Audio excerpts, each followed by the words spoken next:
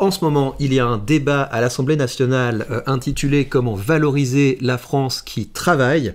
et Ercilla Soudet a trouvé que le thème de ce débat, à savoir la France qui travaille, est raciste.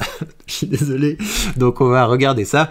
Avant, parce que c'est quand même intéressant, on va se plonger dans ce débat pour que vous ayez le contexte. Le site de l'Assemblée est très bien fait. Honnêtement, ça, il faut le reconnaître. Quand vous avez un débat de ce genre, vous avez donc une petite vidéo et vous pouvez cliquer directement sur les discussions, sur les interventions des membres qui sont venus. Donc je voudrais vous montrer un extrait de l'UDR. On va regarder un petit peu UDR, un petit peu RN, et ensuite on écoutera Ercilla Soudet. En fait, je vais vous montrer la question et vous allez voir la réponse de la ministre, parce que je trouve que dans ces réponses, la ministre est un petit peu inquiétante. Donc on écoute la question. Madame la ministre, chers collègues, alors que notre économie est frappée par un déficit commercial de 81 milliards d'euros, que les investissements des entreprises sont en repli, que le marché du travail est fragile et que les dépenses publiques sont toujours aussi excessives, l'État continue d'étouffer les initiatives individuelles. Ouais, je trouve que l'UDR est assez proche de ce que je trouve important au plan de sa rhétorique. Elle pourrait quand même faire un effort de... Honnêtement, ne faites pas ça, là, c'est le professeur de rhétorique qui prend la parole. Vous êtes capable de faire un discours sans avoir vos feuilles. Il suffit de vous représenter votre discours comme une série de points. Vous savez ce que vous avez envie de dire, vous savez ce qui est important, et si vous avez besoin de donner des chiffres, etc., là, éventuellement, vous pouvez vérifier sur votre document, mais quand on prend la parole, ce qui fait la différence entre simplement lire un document et puis faire un vrai discours, c'est que quand vous faites un discours, vous êtes consacré au public, parce que quelqu'un qui vient, qui se lève, qui marmonne et qui lit un texte, même si le texte est bon, je suis désolé, c'est pas une prise de parole, parce qu'il n'y a pas de valeur ajoutée par rapport à un document écrit. Nous attendons désormais des réponses à la hauteur de la part du gouvernement. Mais qu'en est-il? Alors nos chers collègues LR, qui brillent par leur absence, proposent de réformer l'assurance chômage. Oui, ça c'est un point, c'est complètement vide l'auditoire, donc l'Assemblée est vide, donc c'est un petit peu triste, parce que je pense que c'est quand même le sujet le plus important. Il pourrait quand même s'intéresser un petit peu à ce sujet-là, parce que un pays comme la France, où vous avez un petit peu cette tendance à taper sur les actifs pour pouvoir entretenir les inactifs, et vraiment, quand je dis ça, arrêtez de croire que j'attaque les inactifs. Il y a beaucoup des gens qui aujourd'hui bénéficient d'aides, qui seraient beaucoup plus heureux si ils commençaient à aller sur le chemin du travail, s'ils commençaient à aller sur le chemin de la création de valeur. Mais un système d'aide, si vous voulez, les gens prennent toujours le chemin qui est le plus facile pour eux. Et donc quand vous avez commencé à prendre un chemin où vous êtes un petit peu sous perfusion de fonds publics, eh bien vous restez dans ce chemin. Vous n'avez aucune raison de sortir de ce chemin, et plus vous êtes dans ce chemin, plus c'est difficile de sortir de ce chemin. Parce que de la même manière que quand on travaille, quand on entreprend, quand on crée des choses, on prend de bonnes routines, vous avez un effet cumulé, et bien quand vous êtes dans un parcours de la perfusion qui est tout à fait possible et faisable en France, et bien vous avez des effets cumulés négatifs. Et c'est vraiment triste, c'est triste pour le pays, parce que on voit l'état des finances publiques actuelles, mais c'est triste pour les individus, parce que moi, et je pense que c'est quand même le cœur de la philosophie libérale, j'ai confiance dans la capacité des individus à devenir bien meilleurs. Et je suis désolé, une personne qui aurait les moyens de travailler, mais qui s'est enfermée progressivement dans un parcours d'assistance sociale, c'est une personne qui ne peut pas atteindre son plein potentiel humain. En étant lié avec M. Attal, qui, par manque de courage politique, l'a lui-même suspendu. Ce groupe, qui était aussi aux affaires lors du précédent gouvernement, a même enterré le projet de réforme en privilégiant les négociations sans fin avec des partenaires sociaux indécis et évitant donc 5 milliards d'euros d'économies directes. L'encouragement des forces vives de notre économie ne peut se faire à coup de renoncement lorsqu'il s'agit de prendre des mesures qui s'imposent. Le groupe UDR considère que le courage nécessite une libération du potentiel de nos entrepreneurs via l'investissement, l'innovation, la création d'emplois, la hausse des salaires. Et tout cela nécessite de se poser la question de la réduction du poids de l'État dans notre économie. Ouais, c'est très bien, c'est un discours, je suis en accord. Et donc on va écouter Astrid Panosyan, ministre. C'est précisément des questions qui ont été posées par les députés LR en début de séance, Madame la députée, précisément cet écart entre le brut et le net. Je l'ai dit ici, et je pense que ce sont des discussions difficiles qui vont devoir s'imposer aussi devant la représentation nationale, qui est que le travail aujourd'hui finance de manière anormalement trop élevée par rapport aux pays européens, eh bien, la protection sociale. Le travail aujourd'hui représente 55% du financement de la protection sociale sociale, c'est beaucoup plus bas dans d'autres pays. Et je pense qu'une des voies, mais qui va nécessiter une discussion courageuse au-delà de toutes les partis politiques de l'Assemblée, c'est peut-être de faire que le travail couvre d'abord les risques associés au travail, donc l'assurance chômage, les retraites, les accidents du travail, pour que ce soit d'autres types de revenus, ou en tout cas d'autres bases fiscales qui financent la santé. Non, mais vous avez compris le truc, c'est-à-dire non, on va rien changer, on va faire un petit jeu comme ça de vases communicants, on va rien changer au système, mais peut-être qu'on va trouver de nouvelles assiettes fiscales comme ça, donc on va augmenter les impôts ici ou là. Donc ça concrètement, ça veut dire que le gouvernement ne croit pas que la situation est allée trop loin, le gouvernement pense qu'il y a encore de la marge, pense qu'on peut encore se permettre d'être le pays avec les impôts parmi les plus élevés au monde.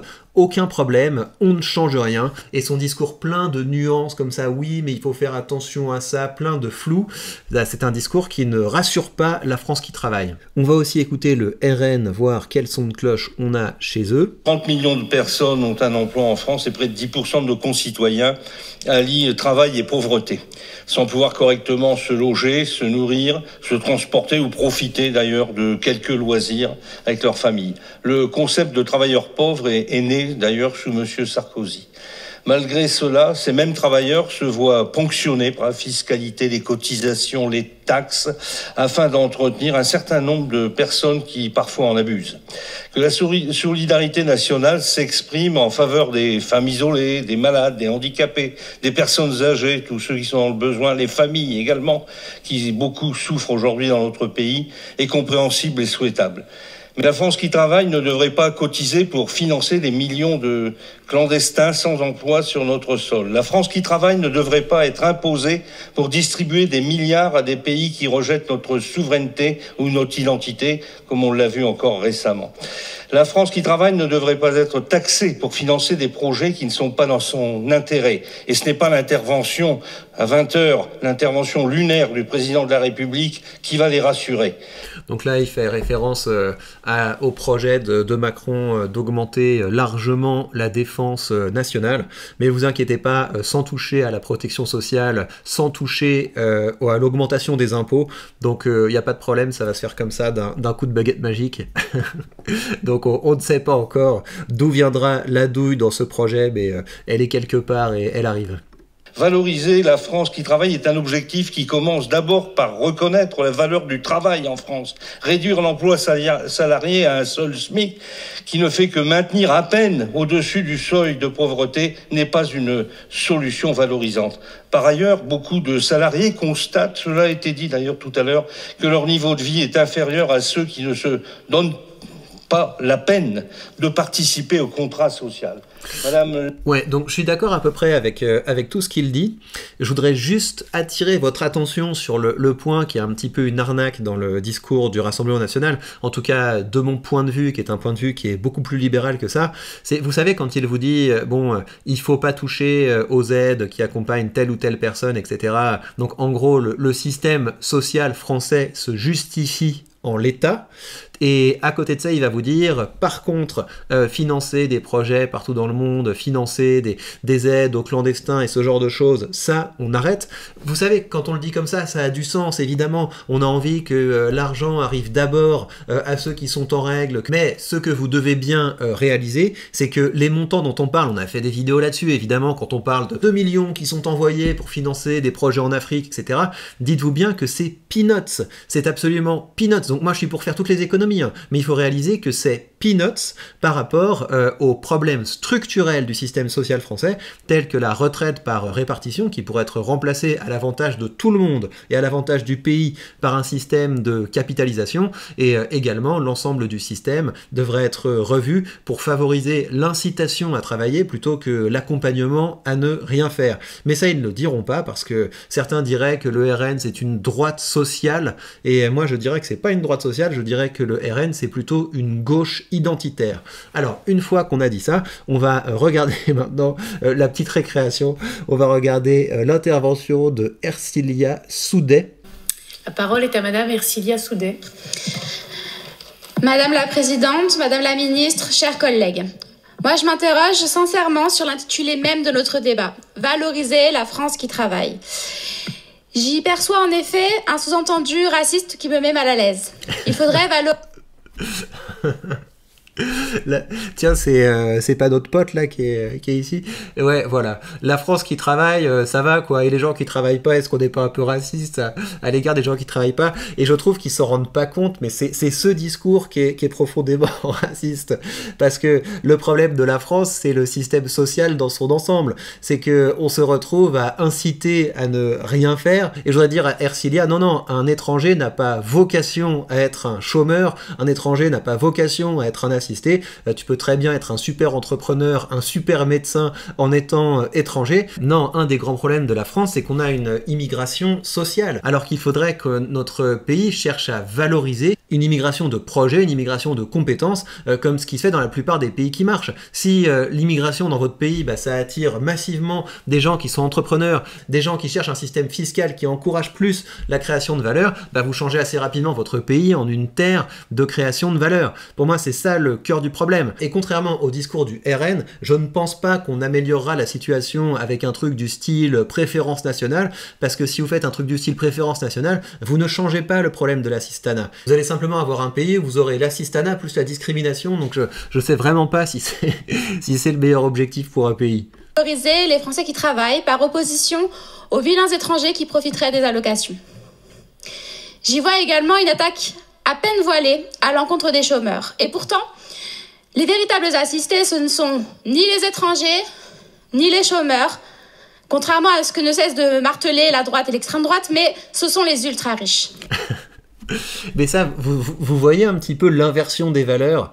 Les assistés, ce sont les ultra-riches, et donc elle va parler en disant « Regardez à quel point ils sont riches, et pourtant, etc. » Et donc c'est pour ça qu'ils veulent justifier des impôts encore plus confiscatoires. C'est-à-dire, effectivement, quand vous prenez le parcours de quelqu'un, par exemple, qui a entrepris, son entreprise a grandi, et il est actionnaire de son entreprise, effectivement, il a un patrimoine qui est très important, et même si les riches de France sont les plus taxés du monde, eh bien, ce qu'ils paient en impôts, c'est énorme, mais en comparaison de leur patrimoine, vous prenez la part d'impôt en comparaison du patrimoine et vous comparez ça avec une personne qui n'a pas eu ce parcours qui lui a permis de créer énormément de richesses, vous allez dire non, ils payent beaucoup moins d'argent en pourcentage que les gens qui sont plus pauvres, mais en France, on est déjà à fond en termes d'imposition sur la richesse par rapport à n'importe quel autre pays dans le monde. Et donc si vous augmentez encore ça, ce que vous allez faire, c'est que les gens resteront pauvres en France parce qu'on ne règle pas les problèmes sociaux avec de l'argent public, mais vous n'aurez plus aucun riche, c'est-à-dire plus aucun entrepreneur.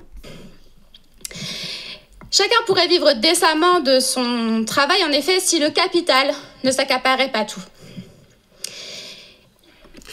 Ça veut dire quoi, le capital s'accapare? Qu'est-ce que ça veut dire ça, Ercilia Soudet? Et je trouve qu'elle a du mal en fait, parce que c'est... Enfin, vous avez vu les grosses pauses qu'elle fait en chacune des phrases, comme si elle avait du mal à tisser les choses les unes avec les autres. Donc en gros, ce que je comprends de ce qu'elle essaie de dire, c'est oui, mais regardez, vous avez une partie des bénéfices de l'entreprise qui sont versés aux actionnaires, mais il n'y a pas d'entreprise sans actionnaires. Si vous voulez faire une entreprise qui est un petit peu importante, il y a effectivement un moment où vous allez chercher de l'argent. Si vous cherchez de l'argent, ça veut dire que vous allez faire appel à des investisseurs. Les investisseurs, ils vont pas venir en se disant « Tiens, je te donne mon argent, t'es mon pote ».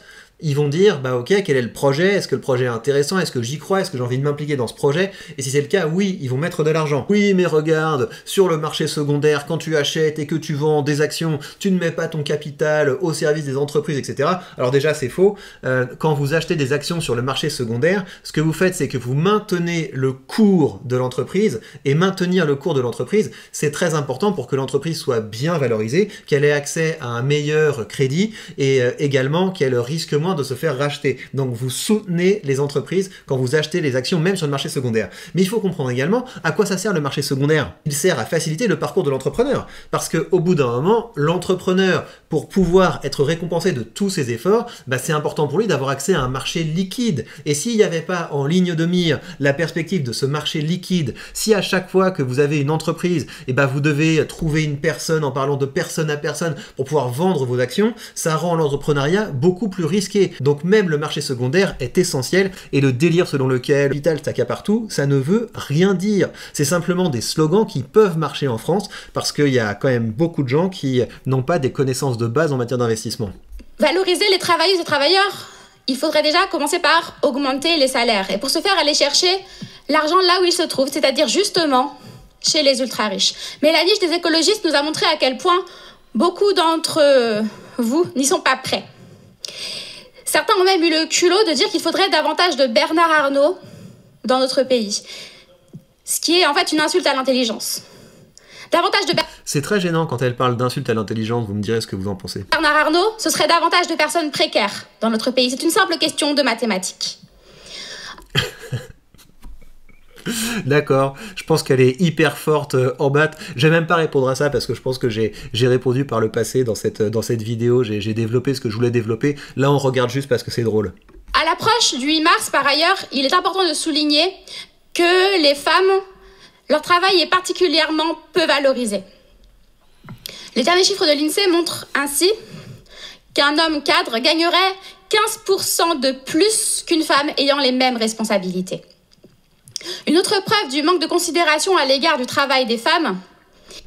Je pense que la pire chose que vous pourriez faire pour favoriser l'emploi des femmes, c'est de mettre plus de contraintes. Si vous commencez à mettre des contraintes en disant aux employeurs vous devez employer une femme et la femme, vous devez faire ça, etc. Eh ben je suis désolé, c'est hyper flippant. Et réduire l'écart de salaire entre les hommes et les femmes à c'est parce qu'il y a trop de patriarcat, c'est parce qu'il y a du sexisme, etc. Ça pour le coup c'est une injure à l'intelligence, parce que si vous êtes une femme et que vous travaillez très bien, bah, votre carrière se passe bien. Donc voilà, je pense qu'il faut quand même lâcher les basques aux entrepreneurs et aux gens qui embauchent. C'est que les métiers féminisés sont considérés à tort comme faciles. Et c'est la raison pour laquelle nous proposons que la pénibilité de ces métiers soit reconnue dans le Code du travail. Valoriser les travailleuses et travailleurs, finalement, c'est agir pour toujours plus d'égalité à contre-courant de la politique menée par les différents gouvernements macronistes. Et donc cette valorisation ne suppose-t-elle pas, Madame la Ministre, de commencer par la démission du gouvernement Bayrou?